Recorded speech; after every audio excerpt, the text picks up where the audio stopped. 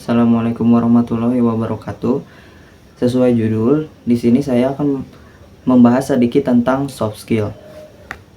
Ya, langsung saja kita ke slide berikutnya. Perkenalan diri. Untuk perkenalkan, nama saya Yunailas Yunanur Ihsan, biasa dipanggil Ihsan, dari SMKN 4 Padalarang. Di sini saya akan membahas sedikit tentang soft skill, apa itu arti dan kekurangan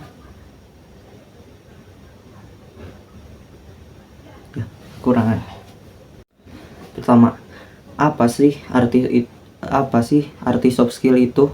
Arti soft skill menurut saya adalah kemampuan atau sifat pribadi, atau bisa disebut juga kepribadian yang melibatkan kreativitas, berpikir kritis, komunikasi, dan juga kolaborasi. Pertama, kreativitas. Apa itu kreativitas? Kreativitas adalah kemampuan berpikir di luar otak yang menghasilkan ide-ide baru. Apa itu berpikir kritis? Berpikir kritis atau bisa disebut juga pemecahan masalah adalah kemampuan menganalisis situasi, mengidentifikasi masalah, dan menyusun strategi untuk memecahkannya.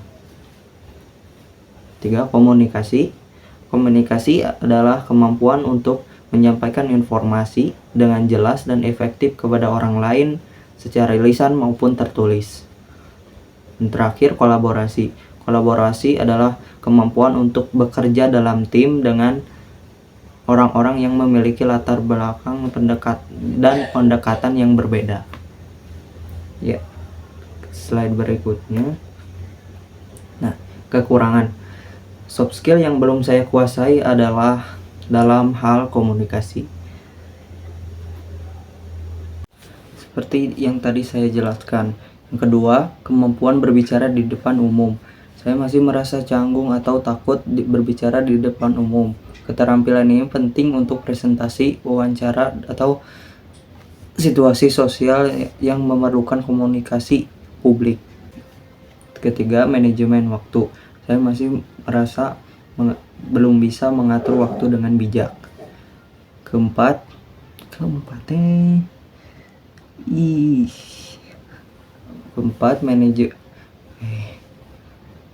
keterampilan kritis. Kemampuan untuk menganalisis informasi dengan kritis, mempertanyakan asumsi, dan membuat keputusan berdasarkan pemikiran rasional. Faktor penyebab kekurangan saya yaitu kemampuan komunikasi, dikarenakan saya sedikit antisosial, ya, atau introvert. Gak bisa dibedakan, harus dibedakan sih antisosial dengan introvert. Ya, karena itu saya jadi belum menguasai tentang komunikasi. Karena itulah saya disebut belum menguasai skill komunikasi. Sebenarnya faktor penyebab kekurangan saya itu banyak, seperti kurangnya pengalaman, tekanan akademis dan tuntutan lainnya, kehilangan keseimbangan antara dunia digital dan interaksi sosial, kurangnya model peran atau dukungan, ketidaknyamanan dan rasa percaya diri rendah, kurangnya kesadaran akan pentingnya soft skill. Di sini saya hanya mengambil beberapa, antara lain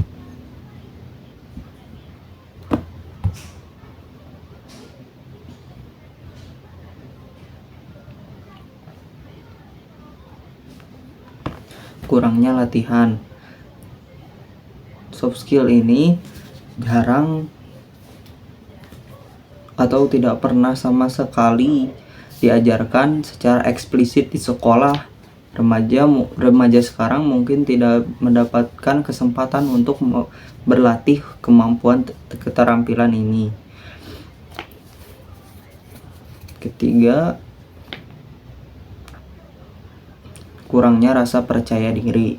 Beberapa soft skill seperti berbicara di depan umum, berbicara di depan umum mungkin menimbulkan rasa takut dan ketidaknyamanan. Ini bisa membuat saya enggan untuk melatih keterampilan tersebut. Slide berikutnya, solusi. Solusi di sini saya bedakan menjadi 3. Solusi pertama berinteraksi dengan orang lain, seperti ngobrol, nongkrong, atau bermusyawarah tentang pendidikan atau masa depan. Dan jangan lupa memperbaiki hubungan pribadi, hubungan pekerjaan, hubungan sekolah, kebahagiaan sosial, dan pengembangan diri. Solusi 2, banyak baca buku, artikel, berita, ataupun podcast. Kenapa? Karena ini dapat meningkatkan kemampuan mengolah kata kita agar tidak terbata-bata. Solusi 3, mencoba hal-hal baru. Mencoba hal-hal baru itu sudah pasti sangat wajib ya untuk masa depan. Manfaatnya penemuan bakat, minat dan minat baru, pertumbuhan pribadi, meningkatkan keberanian, peningkatan kreativitas, membangun jaringan sosial, peningkatan kesejahteraan emosional. Slide berikutnya, kesimpulan. Jadi kesimpulannya adalah soft skill merupakan keterampilan pribadi yang sangat penting diterapkan dalam diri kita. Ini melibatkan kemampuan seperti bicara dengan baik, memimpin dengan inspirasi, bisa berubah menghadapi situasi baru, dan bekerja sama dalam tim. Semua ini membantu kita berhubungan dengan orang lain dan menangani masalah dengan lebih baik. Tidak hanya berlaku pada pekerjaan, tapi juga dalam kehidupan sehari-hari, dalam cara kita berkembang sebagai individu.